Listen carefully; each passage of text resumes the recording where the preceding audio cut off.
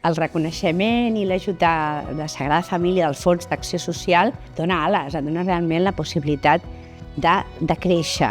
Després d'un diagnòstic repentí de càncer de mama, ha sigut una dosi d'energia i amb optimisme, no?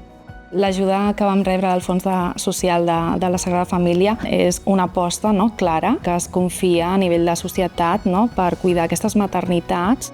Yo estoy en Amman desde como el 5º mes de embarazo. Muy bueno tener una tribu de mamás. Ens ha permès generar una millor estructura dins del projecte de la xarxa d'hospitalitat. Te apoyan para facilitar 1 año, 2 años las cosas, para poder estudiar.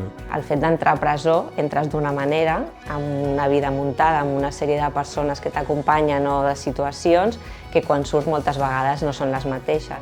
Aquest reconeixement al final ens ofereix la possibilitat de portar a terme les activitats de vida quotidiana.